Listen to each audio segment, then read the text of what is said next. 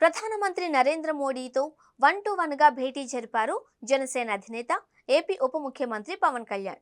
దాదాపుగా అరగంట పాటు ఈ భేటీ సాగింది అని సమాచారం. ఈ భేటీ అనంతరం పవన్ ను ఏపీ బీజేపీ అధ్యక్షురాలు కలిశారు. అలాగే టీడీపీ ఎంపీ లావు శ్రీకృష్ణదేవరాయలు కూడా కలిశారు. పవన్ మోడీతో జరిపిన భేటీ వివరాలను వారు తెలుసుకునే ప్రయత్నం చేశారు అని టాక్. ఇవన్నీ పక్కన పెడితే ఎన్డీఏతో అతి ముఖ్యమైన బాధ్యతలు పవన్ కి మోడీ అప్పగించబోతున్నారు అని గట్టిగానే వినపడుతోంది. ఆయనను ఎన్డీఏలో కీలకంగా చేస్తూ నిర్ణయం తీసుకుంటారు అని అంటున్నారు. ముఖ్యంగా దక్షిణాది రాష్ట్రాల బాధ్యతలను ఎన్డీఏ కన్వీనర్ గా చేసి అప్పగిస్తారు అని కూడా తెలుస్తోంది. ఎన్డీఏకు కన్వీనర్ అయితే ఇప్పటిదాకా లేరు, కానీ ఇప్పుడు ఆ పదవిని పవన్ కిస్తారని ప్రచారం సాగుతోంది. అలాగే పవన్ కి సౌత్ ఇండియాలో ఎన్డీఏను మరింత బలోపేతం చేసే విధంగా బాధ్యతలు అప్పగిస్తారు అని టాక్. ఈ భేటీ చాలా చక్కగా సాగింది అంటున్నారు. ప్రధానితో భేటీ తర్వాత పవన్ ట్వీట్ చేస్తూ తన హర్షం వ్యక్తం చేయడాన్ని కూడా అంతా గమనించారు. మరోవైపు చూస్తే ఏపీకి సంబంధించిన సమస్యలను కూడా పవన్ ప్రధానితో చర్చించారు అని తెలుస్తోంది.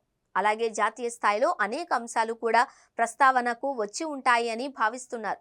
ఇదిలా ఉంటే 2022 నవంబర్లో విశాఖ వచ్చిన ప్రధాని నరేంద్ర మోడీ నేవీ అతిథి గృహంలో పవన్ ను రప్పించుకొని 1-to-1 భేటీ వేశారు. ఆ తర్వాత 2 ఏళ్లకు సరిగ్గా నవంబర్ నెలలోనే ప్రధానితో పవన్ భేటీ కావడం, అది కూడా ముఖాముఖి కావడం విశేషము అని అర్థం చేసుకోవాలి అంటున్నారు విశ్లేషకులు.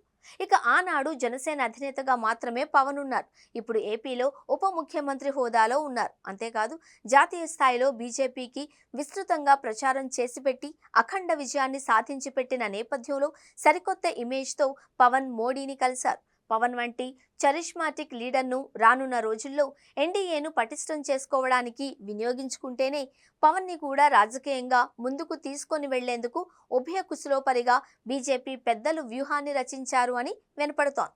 కేంద్రంలోని బీజేపీ పెద్దల వల్ల పవన్ పలుకుబడి అలా పెరిగిపోతోంది. ఆయన మీద నమ్మకం కూడా వారికి ఎక్కువగా ఉంది. దాంతో రానున్న రోజులలో పవన్ కి ఏ బాధ్యతలు అప్పగిస్తారో అని అంతా చర్చించుకుంటున్నారు. అదే సమయంలో పవన్ జాతీయ స్థాయిలో మరింత కీలకం కానున్నారు అని అంటున్నారు.